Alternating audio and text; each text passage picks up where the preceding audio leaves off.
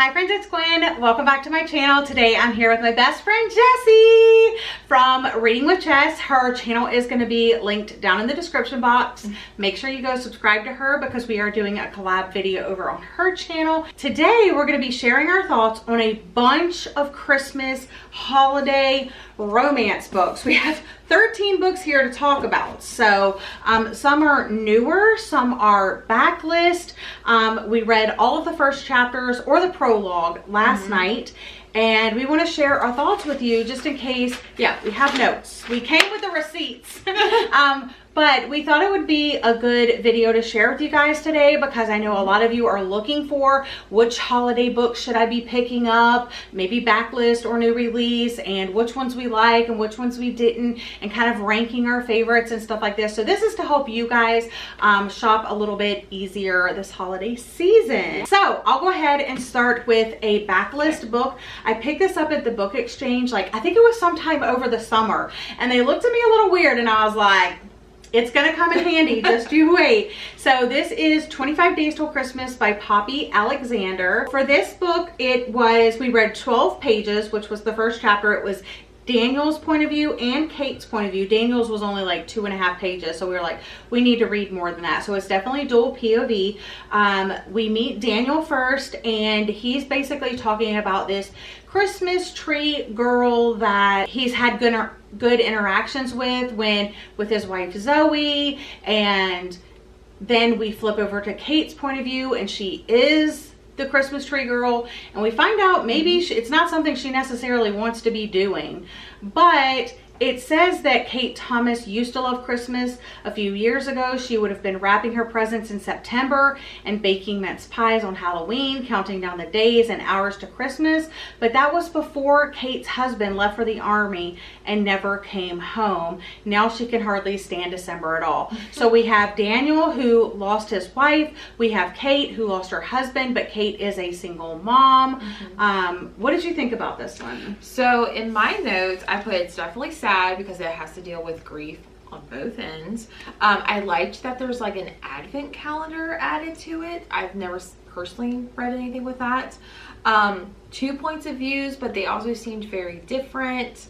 So I was surprised with it. I would love to see where it goes, but not my favorite out. Not like your priority. No, like not my priority. Yeah, so I say this is middle of the road. If you're looking for something a little bit more sad that might pull on your heartstrings, I would say give this one a go. Yeah. But I did think her boss was like so mean, because she didn't want to do it, and she's like, you promised me last time that you know, I wouldn't have to stand outside the shop and sell the Christmas trees again. And she's like, am I on a bonus? He's like, no. Do I need to work extra hours? Yes. Do I get overtime? No. Is there marketing support? Yes.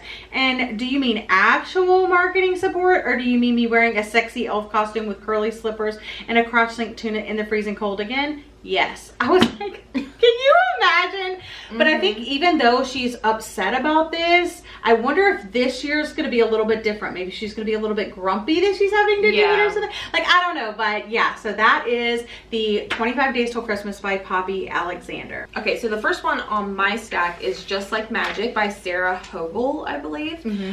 So this one says the holidays were never her thing until she unwittingly summons the holiday spirit before her very eyes. This one I actually DNF'd at 8 pages out of 16.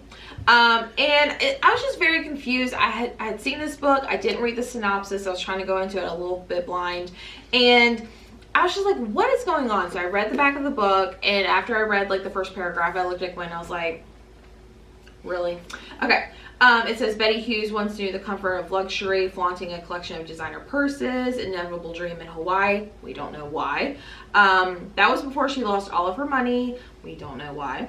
Right. So, long obsessed with her public image, Betty boasts a extravagant lifestyle on social media, but the reality is that she's broke and squatting in Colorado, and her family has no idea.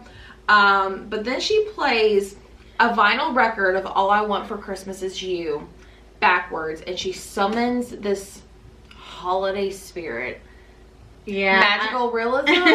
Yeah, I don't know about that. She DNF'd at 8 pages. that was one of the last books that I picked up to read. The first chapter was 16 pages. So I don't know if I was just tired from the long day, but I only made it 6 pages in. And I'm not saying that I DNF'd it, obviously, because I haven't even started to read it yet, but I feel like it just had a very slow start. We weren't getting, like, it was telling us, like, all of these, like, brands and how she's doing all this, but not why. I need the why. Like, why is it like this and stuff like that. So I may try it again on audio, because I've heard, like, I've seen reviews on Goodreads that it's really, really funny. I'm just not there yet, and it's low priority for me. So with all of these other holiday books on my radar, I don't know that I'm going to be getting to it this holiday season. The next one I also had on my TBR, and I'm really excited to get to it. It is Holiday Romance by Catherine Walsh. She's meant to be catching flights, not catching feelings. Molly and Andrew are just trying to get home to Ireland for the holidays when a freak snowstorm grounds their flight.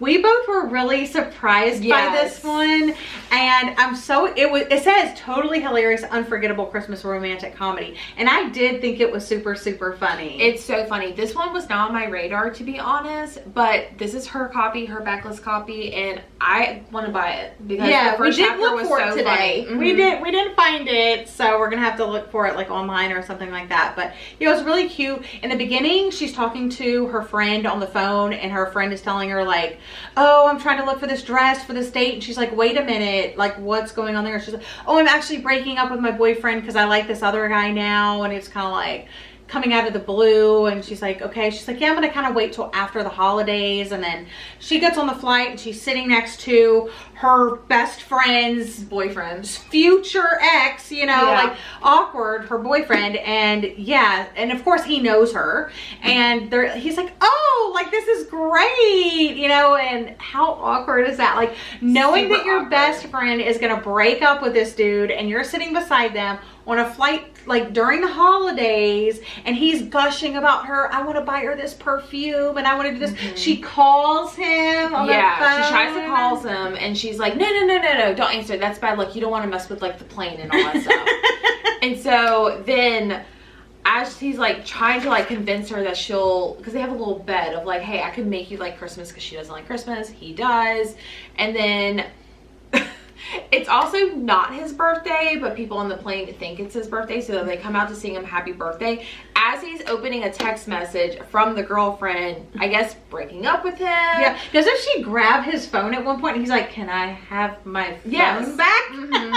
Yeah, definitely funny right off the start. So I'm so excited to read that one. Yeah, we did read the prologue. The prologue was 15 pages, and that was Christmas Eve 9 years ago in Chicago. So, there, you know, some time has passed and all of that. But I just think if it had that funny start, that's probably going to continue. Yeah. So I'm excited. I can't wait to buy my own copy. Yeah, so this is definitely, like, high on the priority list this holiday season. I have Once Upon a December by Amy E. Reichert. Yeah. So here's the cover here. Super cute. Love the pink. I love pink Christmas books. I don't know what it is. So this one says, a one-of-a-kind Christmas market offers a holiday magic in the new romance from the author of the Kindred Spirits Supper Club. So this one was interesting. Yeah, it just, okay, let me say, holiday vibes are good. It had the yummy treats. It's setting up this, like, Christmas market. Very cozy, like the drinks, the warm, cozy drinks and all of this. And we know it's gonna, like, have romance in it and all of that. But then it gets weird. Yeah, so it sounds like it has magical realism, like this magic market pops out every, like, around the holidays time. Yeah. This is, what time was it? Did it pop up at? So it was, like, all I knew about this one is it had this special clock that had, like, numbers 1 through 25, and I guess that was, like, counting, you know, to the days of Christmas. And then after that, from, like, Christmas to New Year's, it talked about, like, the inside and the outside, like the residents of this magical market, and then the outside people, and it didn't seem like the times were on the same they were, because she was like, I met her 14 years ago. So I'm like, is he, like, a magical being or something? Like, so yeah, he meets a woman 14 years ago, and he thinks that this Christmas in the present time, like, he's finally going to learn her name. Yeah, but also, I guess the Christmas market pops up in different countries. Yeah. It also talked about like, oh, people from the outside or something. It's just like, I was not a fan of this one. Yeah, I will not continue with this one. Yeah, this is one that is just, I don't really like magical realism that much, to be honest. And in a Christmas book, like, I get the like ghost of the spirits past, like I do get that, so I'm like, I can get on board with it. It sounds a little cheesy, but I can get on board. This, the magical Christmas market, if you like that sort of thing though, here's your recommendation. All right, next up we have A Winter in New York by Josie Silver, popular author. This is her newest. This is actually the December book club pick for my in-person book club, so I really hope that I love the whole thing. But let's talk about the first chapter. A young chef stumbles upon a family secret recipe that might lead her to the love and life she's been looking for. The first, did we read the prologue? No, we read 9 pages, the first chapter, and it didn't really get into that. It really started off on Valentine's Day, and she's in the Lower East Side of New York at Logan's bookstore, and she's reaching for a book, and she bumps hands with another customer, and so they're grabbing for the same book, and that's really it. That's all that the first chapter was. So I guess the story is just going to go from there. The next part is 7 months later, so maybe she's bumping into that same person again. It wasn't necessarily like Christmassy because it started in Valentine's Day. So maybe it's going to lead up to Christmas because like 7 months after Valentine's Day. September, so maybe it's going to go through the fall and then winter. Maybe it's going to jump around in time. We don't really know, but I thought it was a fun little meet cute at the very beginning. I have read only One Day in December by Josie Silver, and I was not a fan of that one. I never read anything else, and when I hear that name, I was just like, no, I don't want to read that. So I was like, okay, I guess I'll read it. But I'm actually glad because I actually really enjoyed it. I gave it, like, I did like my own little rating system, and I am pleasantly surprised. I loved the little reactions of like, we're book people, we don't act like that. And you wrote like she was clutching her imaginary pearls. She was like shocked that he was like trying to take the book, and she's like, yeah. And also they both had wedding bands on. Yes. And then she did tell him that her husband was like actually passed and stuff like that. Might deal with a little bit of grief and like moving on and second chances and stuff like that. But yeah, I'm liking it so far. I am wanting to read it, but I'm gonna have her read it first for her book club, and if it's good I can read it afterwards. Like get my own copy because it's a winter book. Oh, there's like some letters or something in here. Like maybe there was only like one, but I felt like oh, see, there's a letter back here, so let's not look at that one. Oh, there was another little letter. So there are a couple little letters in here and stuff like that. The next one I have is The Christmas Wager by Holly Cassidy. First rule of Maple Falls holiday games: don't fall in love with the enemy. She thinks she's in trouble because she gets an email to like go up to like her boss, which is on the top floor of like this like skyscraper, and like it was giving me like the Devil Wears Prada vibes because like everyone did not double cross like she's kind of like a lowly, and then like the CEO and you know, stuff like that. And so you also find out that she doesn't care for the holiday. She has conflict with her family, specifically her mom. Hasn't been home in 4 years. She lives in a small town. But her boss gives her an opportunity of a lifetime to become the associate VP in Colorado. But she has to do something first. She has to go to this town called Maple Falls, and she has to not only get this property of this like holiday trinket shop, but she has to like renovate it too. She has to do all like this stuff. It's gonna turn into like this chic place. Like they're gonna get rid of the high-end luxury duplexes. It's dual point of view. It's before Christmas, and of course she has to leave and go do that. Yeah, I really liked this one. It was okay. The first chapter was 13 pages. I did think the beginning part of the chapter was a little slow because it was like talking about the interworkings of the office politics, and like, okay, we get it. But I mean, it was fine, because by the end, when she went to talk to her boss and she said, I'm considering you for this great promotion, this position, and she's like, oh my gosh, really? Like out in Denver, Colorado. So she's thinking her life is going to change. She goes, but first you have to go to this small town and do this job. Like this is your first mission, and then afterwards. So it felt like it started off Devil Wears Prada, and then it's going to turn into like a Hallmark kind of thing. And there's like in the town of Maple Falls, there are these games that they play around the holidays. So they kind of like butt heads, and they're gonna fall in love, and it's gonna be so cute. And like, oh, I really, really liked it. And I also thought, out of all the ones that we read, this one felt like the most like the workplace setting was different than all of the other ones that I read. And then then it's going to go to the small town vibes, which I love. So Love Holly by Emily Stone. This will be the third Emily Stone book that I have read. I think this one is unique because it has a yellow cover for a holiday romance. On this one it says, sometimes it takes a stranger to bring you back to yourself, and it is about this woman named Holly that's been a part of the Lonely Hearts Holiday Letter Writing Club, and each December she writes to a stranger who's also spending Christmas alone, and she receives a letter from another lonely person in return. And I thought this was so cute and so funny, and I absolutely am so excited to read this one. Okay, so in the very beginning, her and her sister are doing like a road trip. Her sister's pregnant, and so she's doing all the driving, and she's like, you know, your condition, you can't do this in your, I want to drive and stuff. And so she's like, but I really need to stop for coffee, girl, you know. So they pull over, they go to like a gas station convenience store to get some coffee, and as she's going to do her checkout or whatever, she bumps into another customer, and he has 2 coffees, and it spills all over him, all over the floor. She spills his coffee and everything. She's like, oh my goodness, you know, you think like he would probably be mad or something, but no, he was just like, you know, crap happens. But she's like, let me, you know, replace your coffees. Like, so they go up there, and she's like, well, I can't do anything about your shirt, like, you know, but she's like, let me get you a cake too, or like a pastry too. So pick out, you know, get your coffees, get a pastry, I'll take care of it. He's like, okay, you know, fine, or whatever. So she orders her coffee, he orders his coffee, they get cakes, and then she's like going to pay, and she's like, oh, I don't have my card.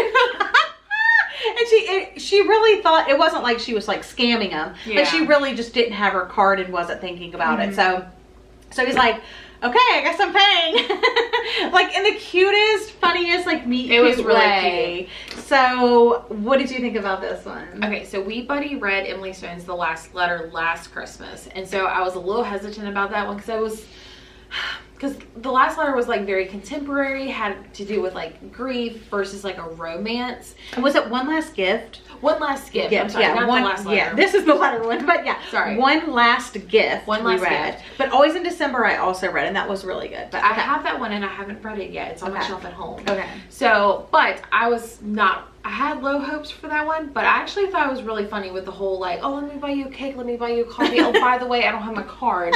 And he ends up having to pay for it. So it's a very cute meet cute. Yeah, and I also think it's interesting that like it's her and her sister to start off, and supposedly she's the lonely person, but her sister's like pregnant.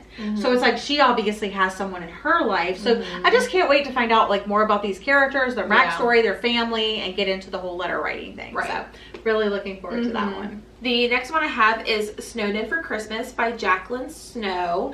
And this one says, the weather outside is frightful, but inside things are heating up in this sexy holiday romantic comedy. So this one follows Becca, who is a sorority mom, and all of the girls are getting ready to leave to go home for the holidays. She is staying in the sorority home over the holidays alone, and she's totally fine with that.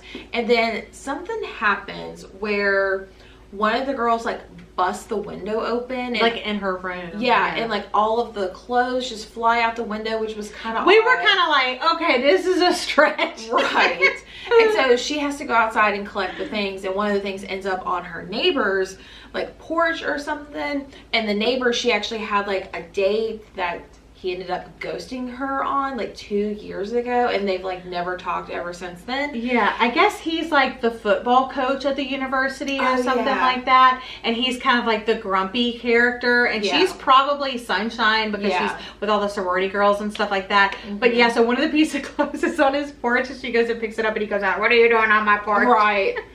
And so, but also as she's like trying to go back to the house, he's like, you gotta fix that window because a blizzard's coming. And so, yeah, so I think he's gonna end up staying in the house with her over the holidays. Or she could even go to his house. True, true. But it does end where she's trying to fix the window, but she cuts her hand open. Yeah. And she's a little... Boulder dash. Boulder dash. That... I did not. Like, just curse. Like, it just makes it less eye-rolling. But, yeah, so... she's like, yeah, so she's trying to like keep herself calm after she cuts her hand, and then like I guess she faints. Yeah, she blacks out or whatever. Yeah, so I think it's gonna be really cute. Yeah. I love it. I think it's a very unique POV. Mm-hmm. Yeah, and it is dual point of view, I believe. Hang on. Yeah, because it starts with Becca's POV. I don't think it would say like Becca. And then Harrison. there's chapter 2 Harrison. Yay. So I'm excited. This one seems a little cheesy, but also like I'm okay with it. Yeah, we're okay with it. The next one is The Christmas Orphans Club by Becca Freeman. And Becca Freeman is she's a podcast host, a bookish podcast host that I listen to her podcast all the time. So when she was like talking about writing a book, releasing a book, all of that, I just got really excited and I was like, I don't care what it is, I'm definitely going to be reading it. And it's a Christmas book and I'm so excited. So, and I also adore this cover so much and it's so floppy. So happy about that. So this one is about Hannah and Finn. They have spent every Christmas together since college. Neither has anywhere else to go. Hannah's parents died and Finn's disowned him when he came out. When the pair starts their adult lives in New York City, they add stylish Priya and mysterious Theo to their group, solidifying a found family and sense of belonging they've always craved. Yeah. So that's like the basic premise, but from what we read about it, prologue is from Hannah's point of view, December 24th of this year.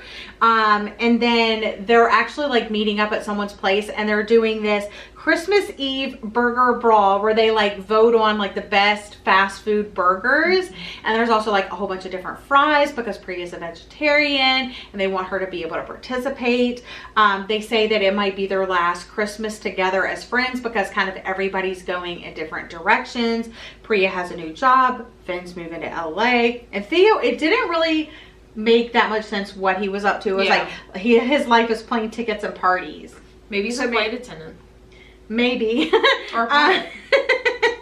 But I did look ahead and chapter 1 said Christmas number 1, 2008. And then chapter number 2 said Christmas number 6, 2013. So I think it's going to show like the evolution of their friendship, maybe the romance, and like where they're going to go from here. So yeah, I was super excited about this one. Yeah, that one was not on my radar at all, but I did read it and it's not high on my, I would say it's in the middle of everything, but it was like a good surprise for me. I had low expectations. I do think this is going to be more on like friendship versus romance.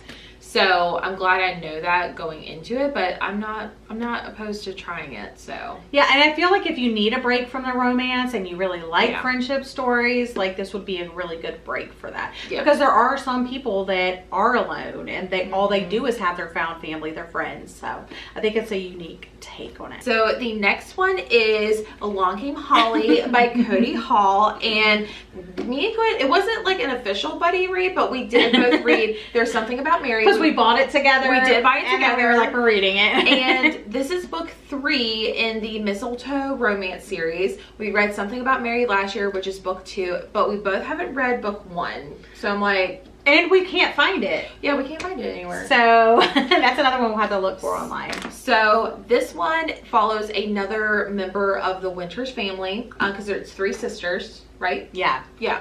So this one follows Holly, who owns the jolliest holiday shop on Main Street, and the season is she's shaping it up to be the best one.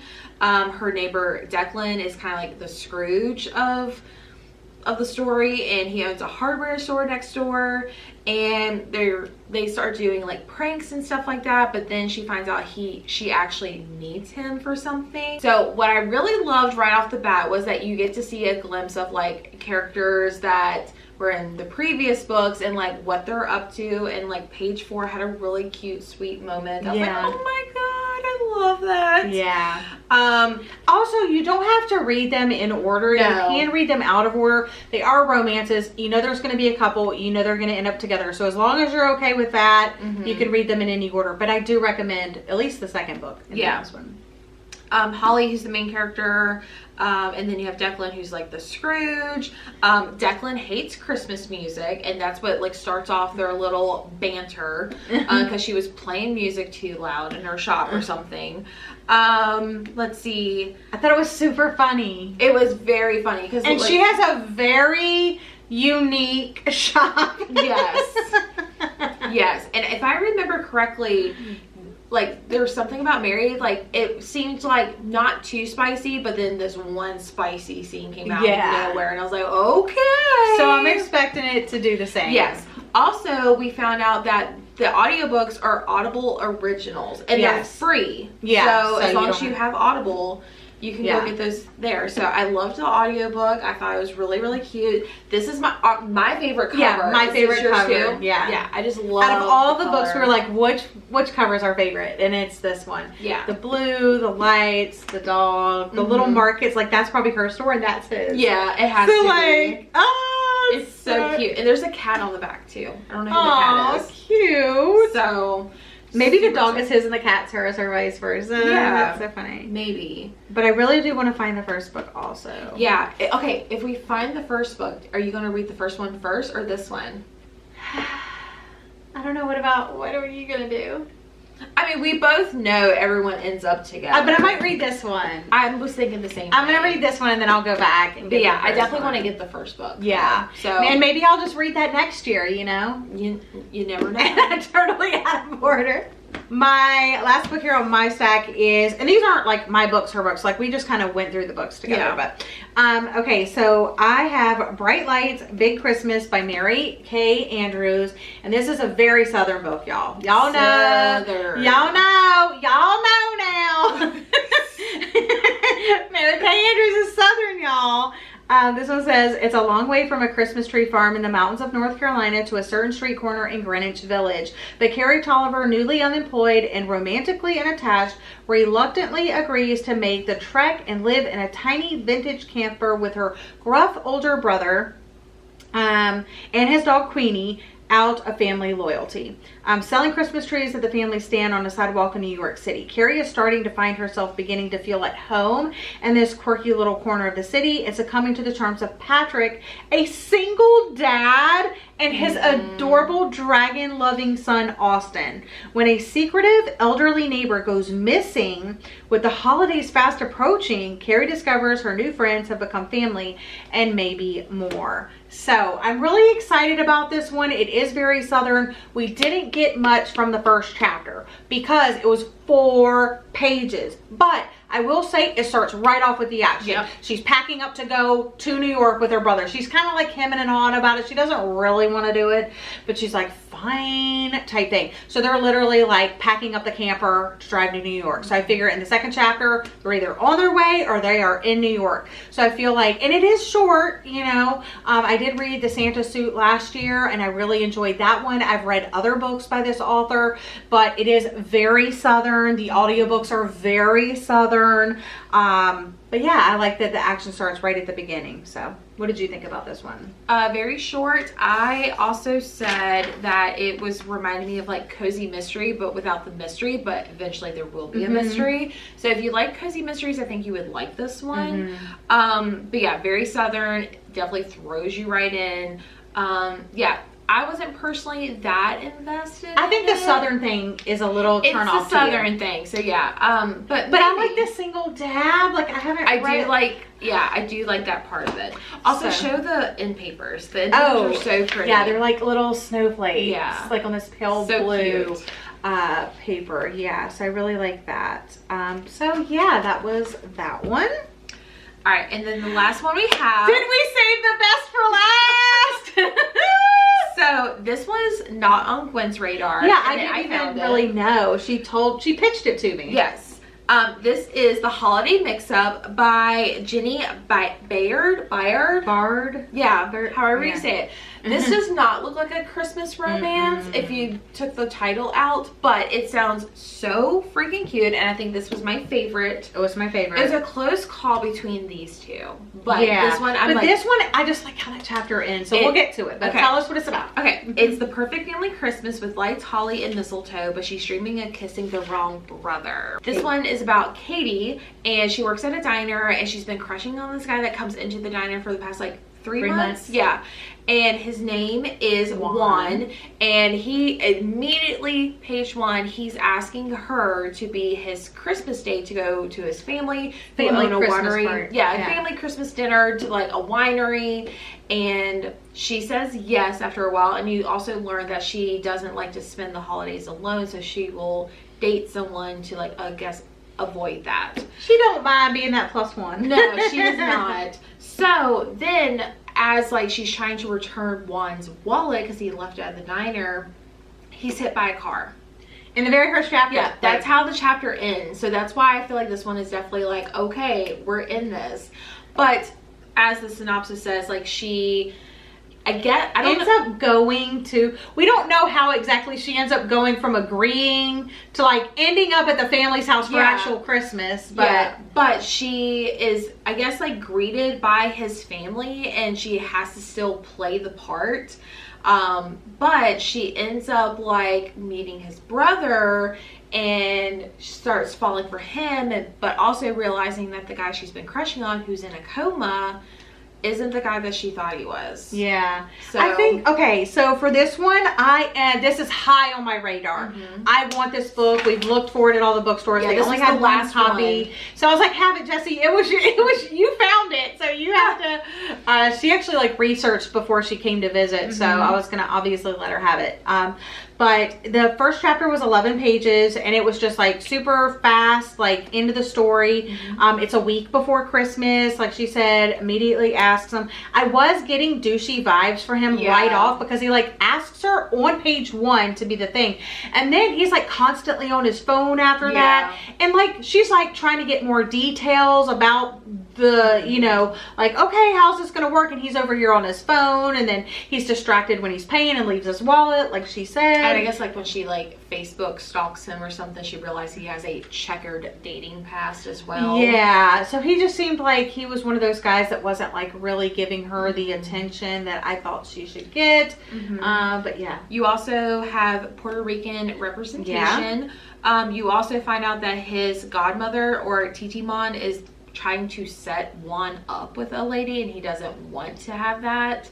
So, but yeah, and I think at the very end it also says like brother Mateo is like, oh, I kind of wish like you weren't with my brother. So it's like, oh yeah, I guess like that fake dating, but you're still alone in a way. Yeah, in the scheme of things. Thank you guys so much for watching. We tried all of these fun Christmas romances for you. Let us know in the comment section down below if we missed any new release romances that you would recommend to us. And if you don't have a recommendation for us, what secret emoji should they leave for us, Jessie? I would say a snowflake or the Santa Claus. Or both. So yeah, recommendation or the secret emoji down in the comment section, but make sure you check the description box for a link to Jessie's channel. I'm gonna have her book club linked. I'm gonna have her merch shop linked, so definitely go check her out.